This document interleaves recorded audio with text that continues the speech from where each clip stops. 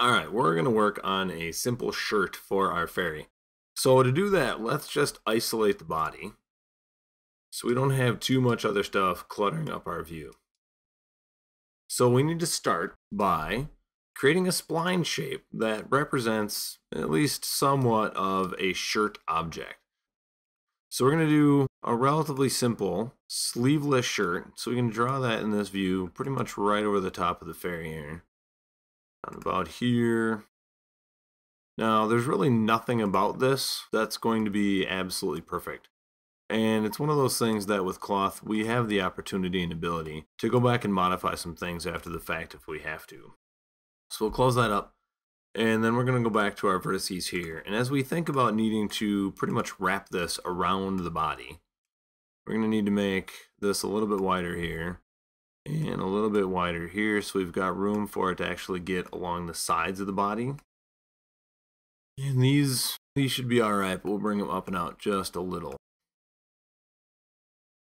Alright, so let's grab this whole thing here and just move it off so we're out of the way.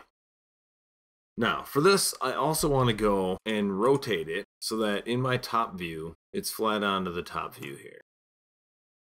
Now, this is never an absolute, but if we try to use some of the tools that are built into Garment Maker is going to prefer that the object actually be built in the top view. So as long as it's oriented there in the top view before we apply the Garment Maker modifier, it should be pretty happy about that. So now we need to go through and select the areas of the mesh, or the areas of the shirt, because it's not mesh yet, that are going to be seamed together. So like this edge and this edge are going to end up being seamed together, these two edges, and then across the shoulder. We're going to have to create seams to sew the panels of the shirt together. So all of these vertices that are on the sides of those seams need to be broken so that the Garment Maker can actually see the edge segments that are seams. Now we can get out of the solve object there and we can go and apply our Garment Maker modifier. Once we apply Garment Maker, it creates a very randomly structured mesh that's going to fold and drape a lot more like cloth than any regularly polygonal structured mesh. So this is going to end up working a whole lot better with Garment Maker. So we'll up the density just a little bit so we get even smoother folding. Now, we can, within the Garment Maker, specify a figure mesh, and then when we hit mark points on figure, it's going to tell us what points it wants us to mark.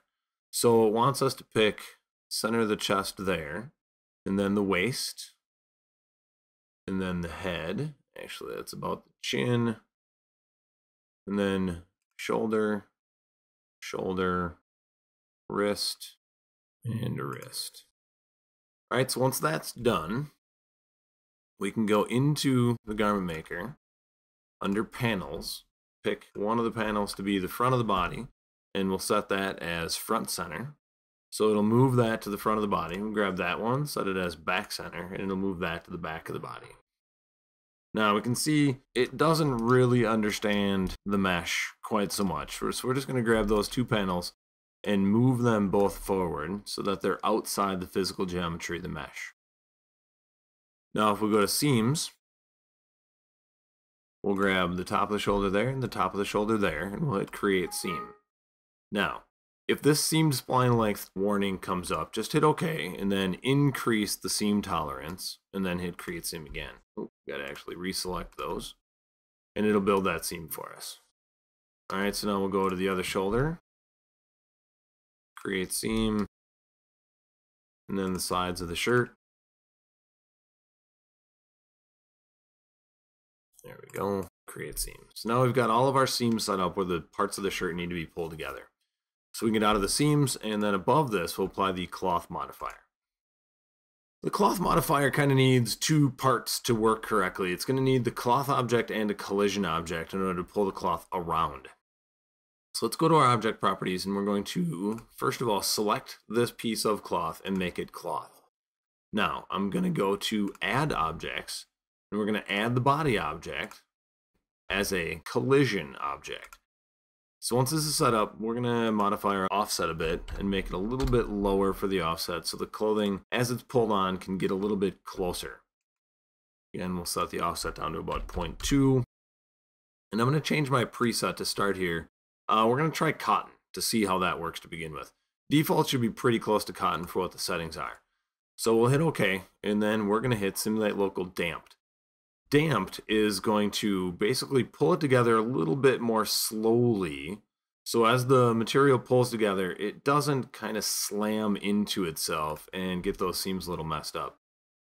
Now, either our shirt panels are a little too small, or we need to use a different type of cloth material in order to get it to pull together. So we're going to go back to our object properties. We're going to go to line 03, and we're going to try spandex. Spandex is, as a much stretchier material, has a much lower, and we'll look at that. So we go back to cotton. The stretch is much higher, or the stretch value there is higher. So if I look at generic heavy, stretch value is very high, which seems to be the exact opposite. But what it means is that the lower the number, the more it's allowed to stretch. So when I hit OK there, again, we'll simulate local damped, and then it's going to allow the material to stretch a little bit more around our object. So if that still can't pull together, we'll go back to our object properties and we'll try something else. And maybe we can just adjust those ourselves, but it's usually better to start with the settings here. So if I look at rubber, rubber has a much lower stretch value. So now when we simulate local damped, those seams can pull together pretty nicely. Now, once the seams are together and the shirt is pretty close to what we want, and actually that looks pretty good, let's turn off edged faces and take a look around. So as we look around that, we're actually getting what really does appear to be very cloth-like results. So now we're going to go down a little farther in our panel here, and we're going to find and uncheck use sewing springs. So unchecking use sewing springs is going to, as soon as I go back up here and hit simulate local, it's going to allow these seams to actually come together and form solid geometry. So I only need to hit this for like a frame. I can just turn it on, turn it off, and now my seams are actually brought together. So we're also going to go back now to our object properties, and we're going to switch this back to spandex. When I switch it back to spandex and we simulate again, it's going to pull that in a little bit tighter. We're getting some intersections here. So what we can do, we're going to get back out of there. We're going to back up a couple steps from before those intersections happened. And then we're going to go way down here and we're going to turn on self-collision, check intersections, and we're going to subsample a couple times. That's going to make sure that it checks for those collisions in between frames as well as on frames. So now we'll go back up to, actually make sure we have our use sewing springs turned off. All right, and then we can go back here to simulate local, and it'll snap those together. Not quite, actually. Go back to our object properties. It is based on rubber, so we're going to go back, and we're going to change it to spandex again, and then we're going to see how that comes together. All right, now it really wants to pull through the shoulder there, so what we can do, we're going to actually go and add an edit poly modifier above this. The edit poly modifier is going to allow me to grab, with some soft selection here, a region of these vertices that I can pull out of the mesh if necessary. So we're going to take and we're just going to grab and we're going to move that up a bit until we have fixed that area of the mesh. Let's do it on both sides just to be safe.